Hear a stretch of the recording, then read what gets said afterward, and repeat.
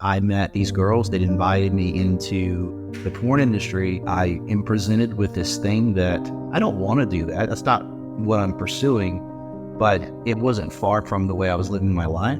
Everything all of a sudden blew up because of one decision I made. And then I was in this crossroads where many people find themselves where you do something that you shouldn't have done, or something happens to you, and then you allow that thing to dictate the rest of your life.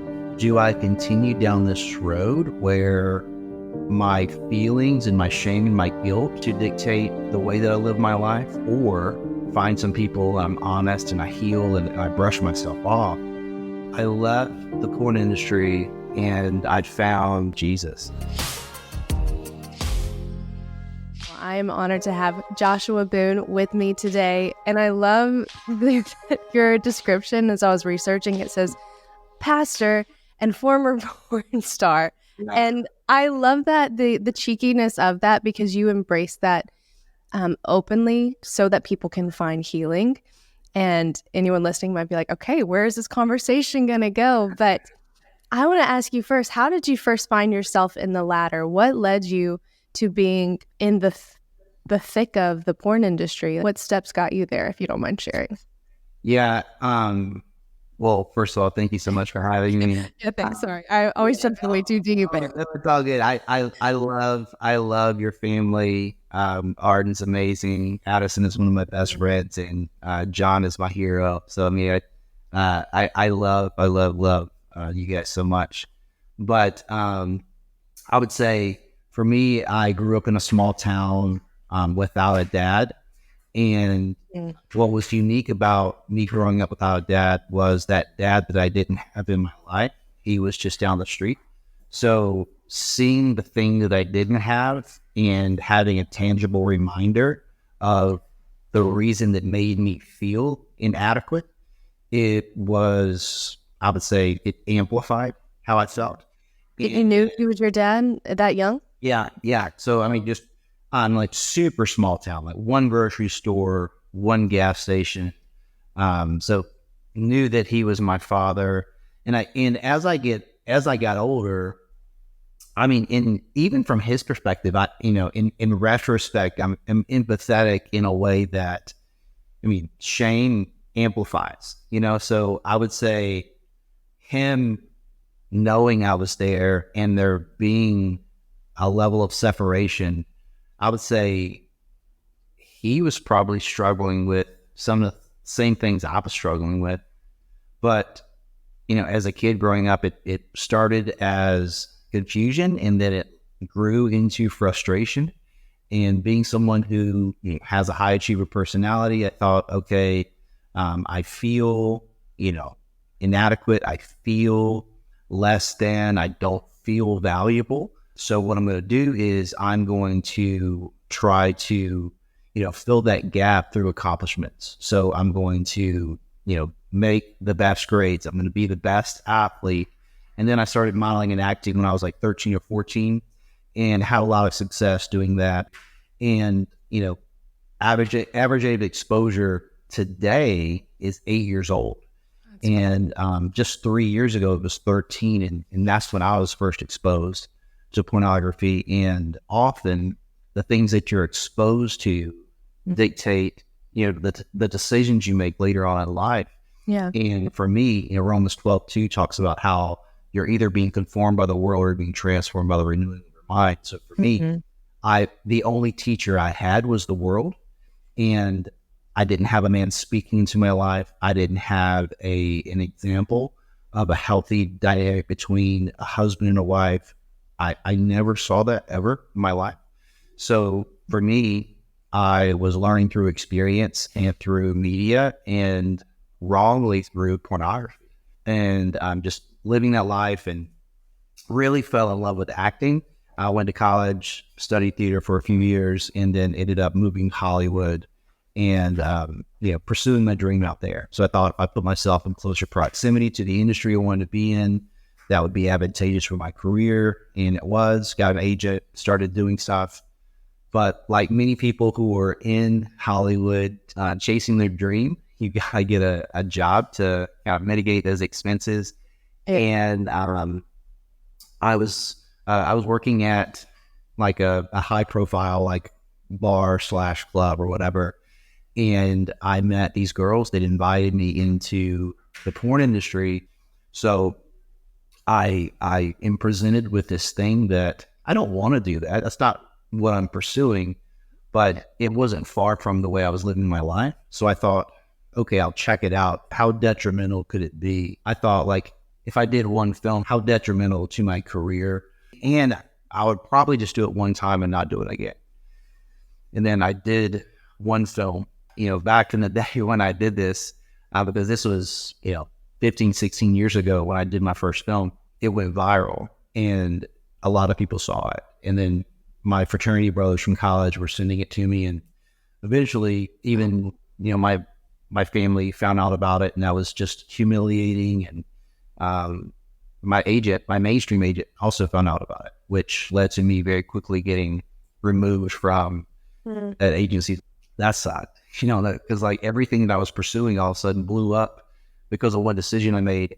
And then I was in this crossroads where many people find themselves in some context where you do something that you shouldn't have done, or something happens to you, and then you allow that thing that happened either to you or the thing that you did, you allow that thing to dictate the rest of your life. Because you're faced with, okay, do I continue down this road where my feelings and my shame and my guilt and the weight of what happened, do I allow that to dictate the way that I live my life? Or do I realize that was just an event or a series of events or a season, and I find some people, I'm honest, and I heal and I brush myself off? And then even if I can't continue going in the direction I was going, there's a better direction I can go instead of living a life of compromise.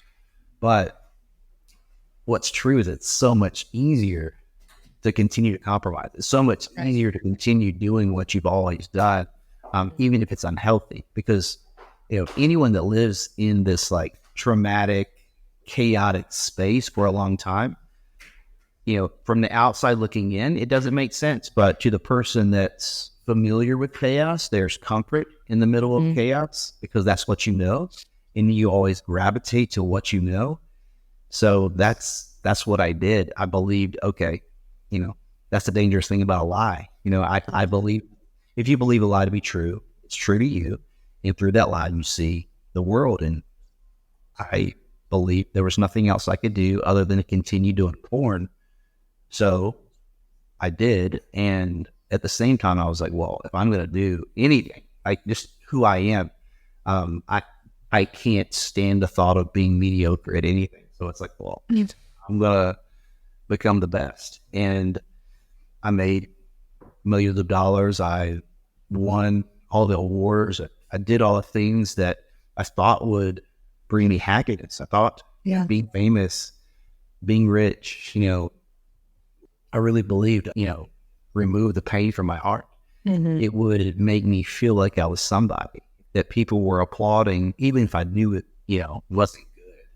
I thought, well, if I did these things and I became these things, the pain would go away. And when it didn't work, it amplified the anxiety. It deepened the depression to the point where I wanted to take my life.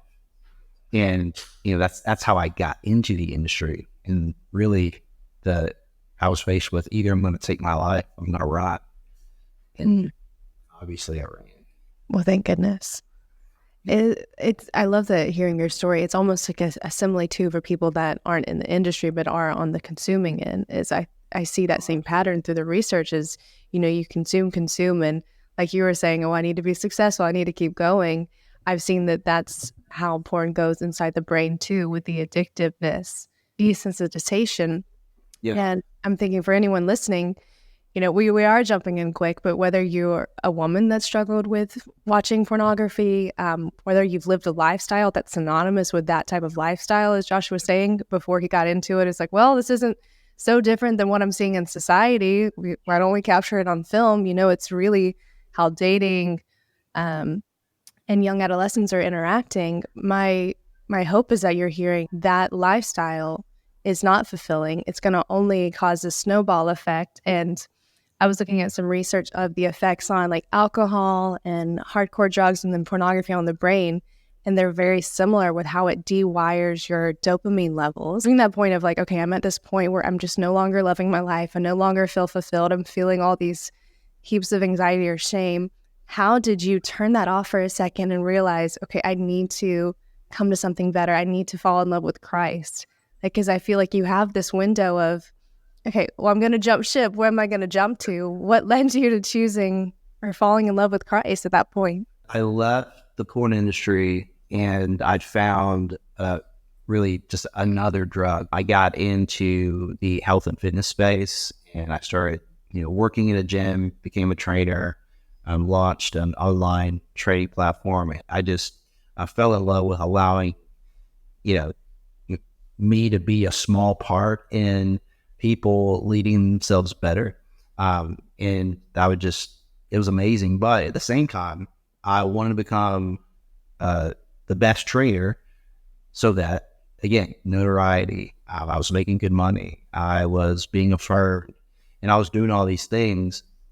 And while I was in that process, 2 years into that, so 2 years removed from being in the industry, because when I left the industry, I deleted my social media, I covered up my tattoos, shaved my hair, did all these things where your witness protection program. Yeah.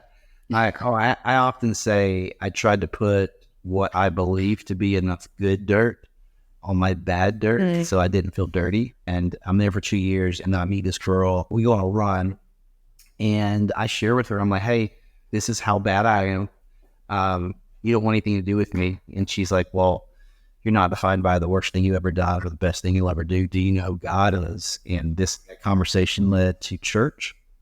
Her invited me to church a week later. And when I went to church a week later, I heard the gospel. And I realized that the Father that I was searching for so desperately was waiting for me. And that, the gospel, it transcends whatever you've done. What's true is Romans 3:23, we're all guilty. Romans 6:23, that sin that separates us from God leads to death. So we're all guilty. We're all deserving of death, but there is hope for each and every person, and his name is Jesus. And I heard that and responded to it. That person that I went on that walk with, that person that loved me enough to tell me the truth, but she did it with grace. Her name is Hope, and that's my wife. And we've been married almost 8 years, and we have 4 boys. We just celebrated the birth of little baby Abel. He was born 2 weeks ago. And she's just the absolute best. And she's been so patient with me. Think about like Romans 2:4 talks about how it's God's love, his kindness, and his patience that leads us to repentance. And there's so many aspects of my wife that's incredible, but the way that she empathizes with me, the way that she's patient with me, and the perspective in which she sees me, it allowed me to see God for who he is. And we walked together. So we were individually pursuing Jesus and in love with him individually. And then we were committed to following him collectively. And for me, I had to learn to be a son to the Father. And then through learning to be a son, I learned to be a man. And that's the thing that everyone needs to know. Like, you need to form your identity in Christ. And that allows you to see yourself rightly. And what I had to learn also is what's love? Because all I knew was lust. And they're drastically different. But so, my wife, Hope, she shared with me with truth and grace and mercy. Because if you love someone, you tell them the truth. Right. Yeah. And you don't sugarcoat it. Yeah. So she told me the truth, and that truth, it led me to find the truth. And it's been a beautiful, that was 9 years ago, and it's just been a really beautiful journey. Yeah. Thank goodness for hope, right? And for the friends and the people that point us back to the truth. You touched on like 2 or 3 different questions that I have going down. So I'm going to backtrack a little bit, but you talked about the difference in lust and love. And I think this is great because we're coming on, some of the questions of, well, I'm dating someone that has struggled with or is struggling with porn. What is my role in that relationship? What are my expectations? First and foremost, I think it's great to distinguish or differentiate, lust and love look and perform very differently. I dated people before Arden that I was like, man, I can tell that you have good fruit in your heart, but without knowing the Lord, I can't trust you to lead me. I can't trust you to lead yourself. Like even the best intentions, the best fruit that we have, like you're saying, it needs to be rooted in the identity of Christ. So we know how to determine in our own hearts, man, I'm acting out of greed. I'm acting out of selfishness right now. I'm acting out of like this appetite I have of the flesh rather than satisfying that in the heart. And I was reading Ephesians 5:3, and it links sexual immorality to greed. And I thought that's a great representation of lust. Like it can seem, like physical touch and words of affirmation, like I'm going to love bomb you, but what is it rooted to? Is it this greed of I need to satisfy myself, or am I, like you're saying, how Hope was, I care for you, so I'm going to tell you the truth. I'm going to be selfless in my actions. I think that's a huge difference. We need to recognize how we treat others, how someone's treating us. One way we can change the culture around sexuality is by changing the way we view the miracle of life. I'd like to thank today's sponsor, Every Life, who's on a mission to create clean, premium diapers and protect both born and preborn children. Part of the beauty in marriage is the gift of children. And even when we're single and dating, we too can share the message that they are so, that they are a miracle, they are a gift, and they are worth celebrating and fighting for.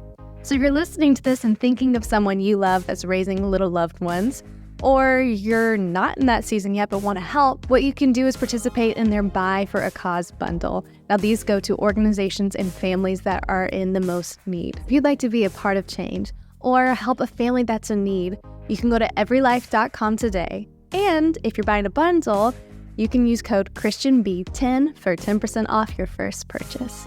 Let's jump back into the episode with Joshua Broome. So the girl that's saying, I'm dating someone, he has struggled with pornography. He's admitted to it. He wants to do better. What are some more examples of how Hope has encouraged you? Like I think there's a fine line between someone taking on someone's problem and like, well, I'm going to fix him. Women tend to do that a lot. And I'm going to walk with him. I'm going to pray for him. I'm going to point him to the right truth. What would you say if, pretending you had daughters or you had a really close friend that was in that scenario, how would you guide them to walk the line of not taking it on, but doing as your wife did, like encouraging, edifying? What did that look like even more practically for her?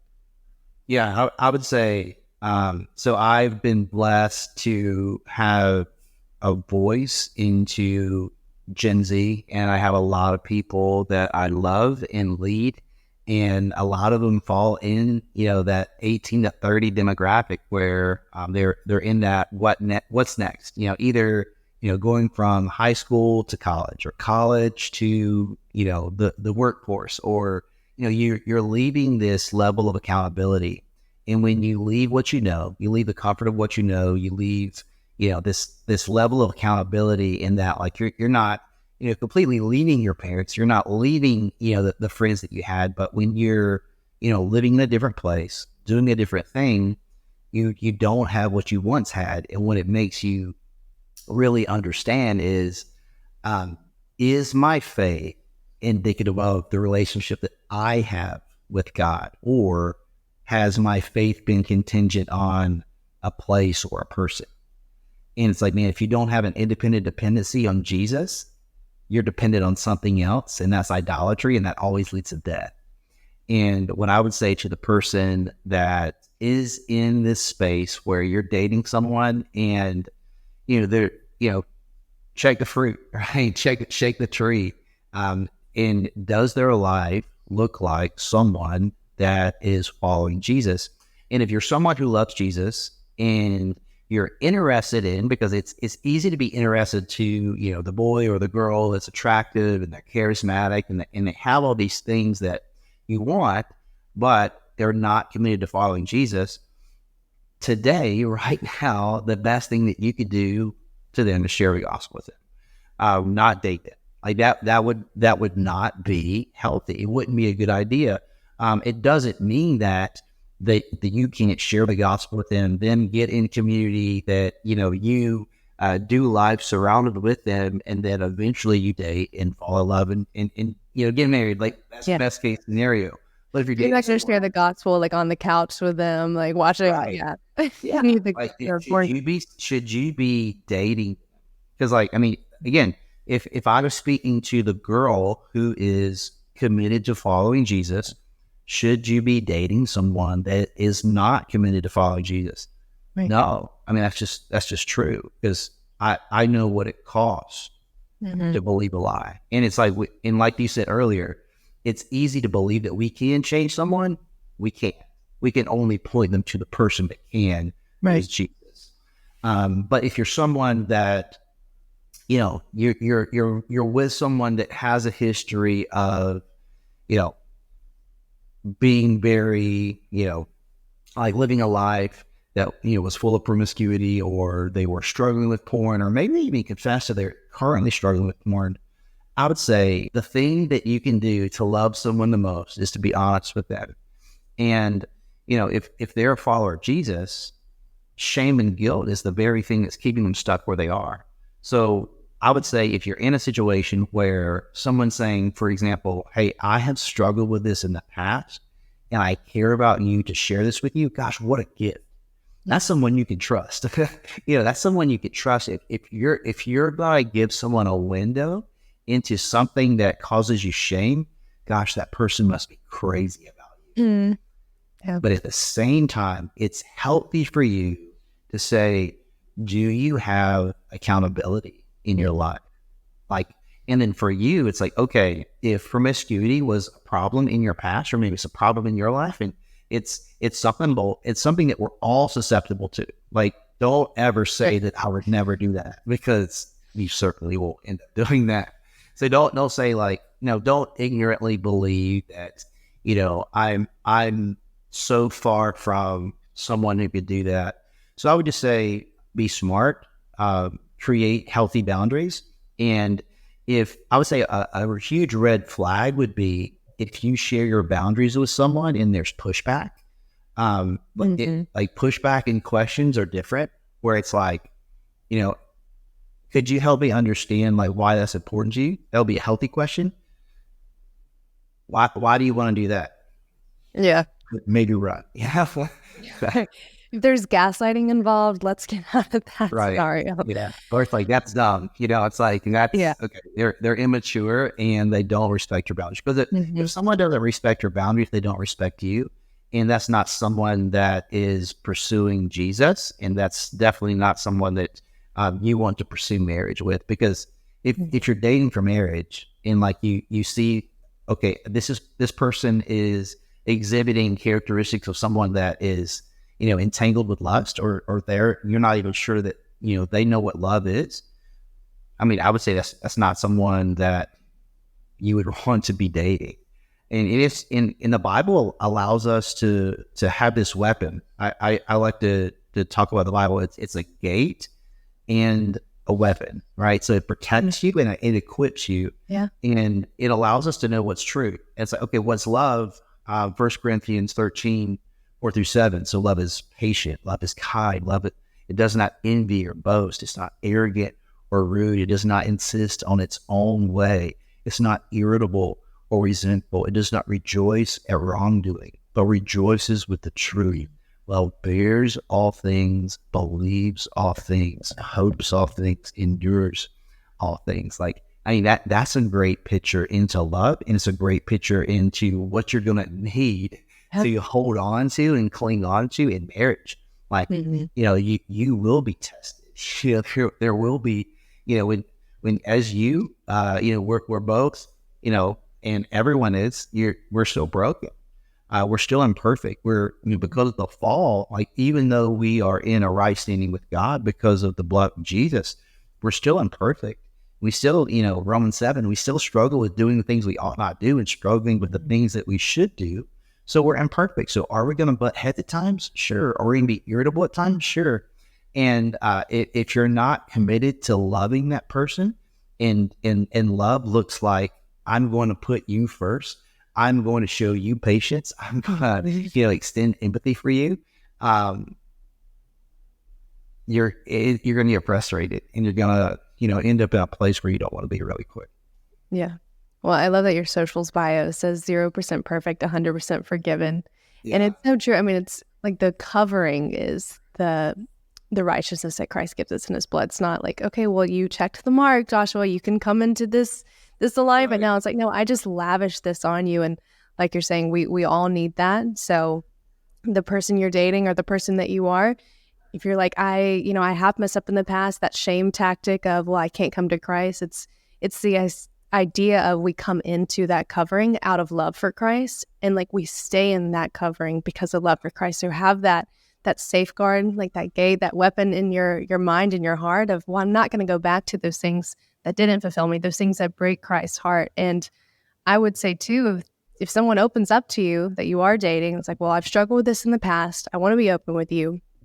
Knowing, for me, a key determination of, well, I'm going to fix him, and he's only coming to me to share this. Is he going to openly share that with a mentor or a close person he can trust? Because it reminds me of the verse of, I planted the seed, Apollos watered it. Like, you need more people, especially if you're coming out of this season of extreme brokenness of like, well, I need people that are going to remind me of truth, that are going to hold me accountable. So knowing like, well, I'm going to lead this person to the gospel, and then hopefully we can fall in love, get married. That's amazing. Are they going to have other people in their corner? Are they going to have other men that they can talk to? Or if it is you personally, other women that you can talk to? Because I've just heard so many people, and this part breaks my heart. I want to end on a healing message, but I've heard people that are amazing friends of ours, like more than one, that have good marriages, and then time comes when they're like in a lull or they're in a dry season, and one of them turns to pornography. And it comes from seeds planted years ago. Maybe they didn't go full into pornography in their singleness, but like you said, they were exposed to it at a young age, and something was there. And when they didn't have a strong community or a strong mind, they turned back to it. So what is, and I know this is probably not an easy short answer for you because it's a passion of yours, but what is something you would say to turning towards healing, especially someone right now that's like, man, I can't believe I'm turning to this. I want to break free. Lord, how do I break free from this? I want to be untangled. Yeah, that's such a good question. I'd say two things. My life is different because Jesus saved my life, but the Bible and the people of God transformed my life. Like, the practicality of my life change was a man named Andrew Yates, who was my, he was my pastor, he was my guy, and he discipled me, and he walked with me, and he taught me how to read the Bible, and he taught me how to study the Bible, but even more than that, he taught me what it meant to be a godly friend. And we would have these conversations every Friday. We called them hot conversations, so honest, open, transparent. Okay. And he would not only ask me if I was doing the right things, he was asking me about my thought life, about, I just came out of this, I went through this like such radical, transformation. It happened so fast where like I was living this very promiscuous lifestyle, obviously, and then I give my life to Jesus, and then I, pretty quickly start dating this girl that's 100% committed to following Jesus. And I'm 100% committed to following Jesus. And what that looks like is I'm going to no longer do the things that I have always done. And I think it's such a gift to get to truly know a person, because to love a person, you have to know a person. And something that was really eye-opening and so helpful for me when we were doing premarital counseling was that it's so often that we try to love people the way that we receive love. So like for me, it's like personal touch, gifts. And for my wife, disconnected time, like me being disconnected from everything but her. So like she wants, time. Eyes, ears, heart, everything. And I thought, okay, so if you want my time, if you want my attention, then I thought historically, okay, take you on dates, do things for you. That's all she wants. She wants me off my phone, not on a date, like maybe like us going on a picnic at a park and there's no one in the world and nothing that matters but her. Like she wants all of my attention. And what I struggled with is believing that I didn't know how to do that and that I was worthy of that. Like, why would you want nothing else but me? And it was because I didn't love me and I had to learn to love me. And then the way that I learned to love me was understanding that Christ loved me and he died on the cross and he proved it. And then so through that, I was able to see myself differently. So I say all that to say to the person who is walking through a season where you've done something you shouldn't have done, you found yourself in a place that you never thought you would be. Like we look at the life of Peter, like in John 21, where Jesus is confronting him, but he's saying, do you love me? Said, yeah, I love you. Do you love me? Do you love me? Do you love me? And I love, like, if you look in the Greek, there's 4 different types of love in the Greek. It's like in the English, it's like we say love. It's like I could say I love donuts. I love my wife. And they'd be the same, obviously. How romantic. But like in Greek, it's like the words are very specific and they mean very specific things. So the 2 words that were being used was agape, which was the totality of love. This was a mirror of God's love for his people, sacrificial, like absolutely selfless. Like this is the totality of love. And then you have phileo, which is like a brotherly love. And then so Jesus saying, do you agape me? And Peter said, I phileo you. Again, do you agape me? I phileo you. And then the 3rd time Jesus said, well, do you phileo me? And Peter said, yes. And I think what we can take from that is if we're willing to meet Jesus where we really are, he'll take us to a place that we never could have got to all, but we have to be honest. That's good. Yeah. Because we are only as free as we're honest, and we're only as healed as we're honest. And back to your point, it's like, if you're not completely healed, you're not completely free.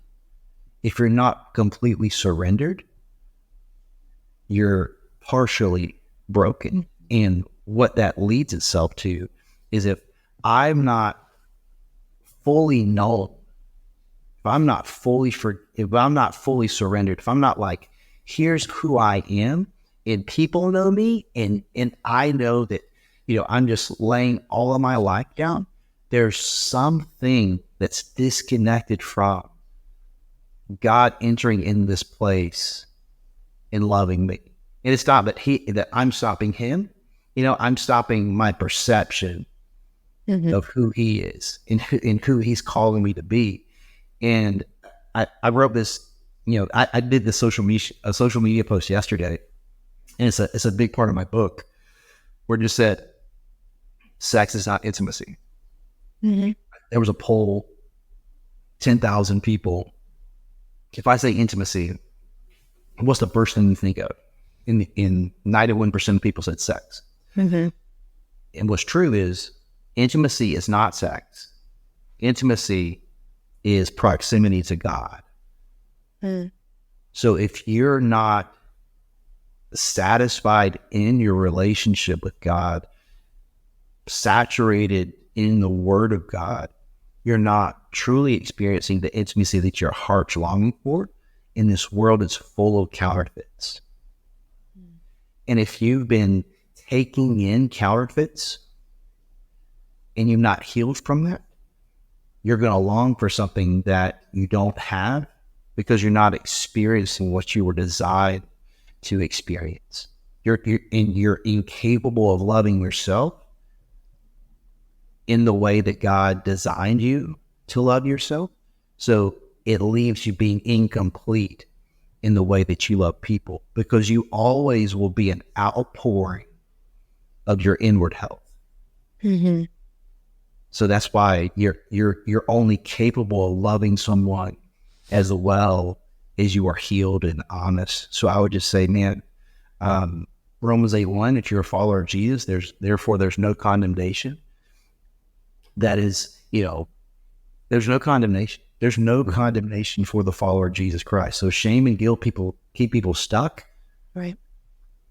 There's freedom where the Spirit of the Lord is. There's freedom where there's confession. So gosh, if you're struggling with something or you're wrestling with something, then you got to let people into your life. Like regardless of how high you might be up in your organization or status, you always need people in your life, at least one person that knows the nitty gritty.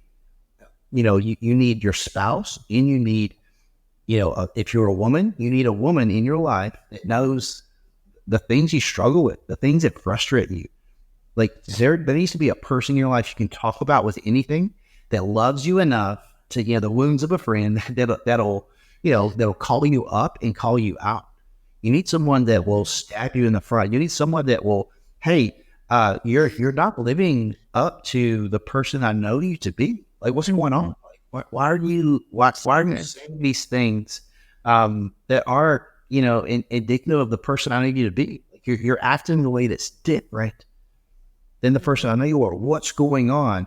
And if you have that relational equity, there will be, hey, you know what? I'm really tired, or I'm frustrated in this aspect of my life, or whatever it might be. Mm-hmm. And if you confess it while it's early and it's small, it'll never get to a place where you do something that's going to tear your life apart and hurt the person that you love most.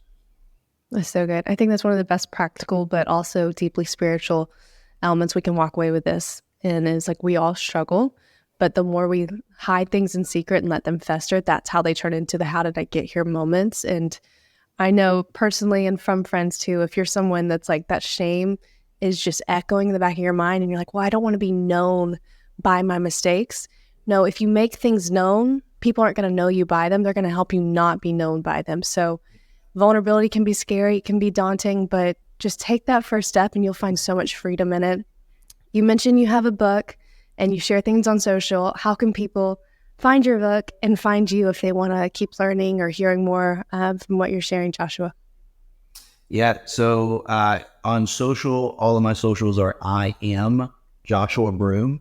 And if it doesn't have a blue check mark, it's not me. There's hundreds and hundreds and hundreds of fake ones out there. So all the verified platforms, that's me. And my book is called 7 Lies That Will Ruin Your Life. It comes out March 5th. And I'm so excited about that book. And it's little snapshots of my story. But really the overarching theme is if you believe a lie to be true, it's true to you. And through that lie, you'll see the world.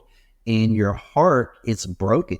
Jeremiah talks about how your heart is deceitful and we can't trust it. So your heart actually longs for the things of the world, and the world is trying to conform you into believing this is what success looks like. This is what identity looks like. This is what, intimacy is. And there's just these 7 big lies that the world says, this is what brings happiness. This is what brings joy. But there's the word of God that is true. And I talk about what those truths were regarding combating that lie and how believing what is true allowed me to experience freedom, heal, and have hope and be healthy. We have so many people in the church that are forgiven, but they're not healed. And my hope for this book is that lies are confronted and healing is found.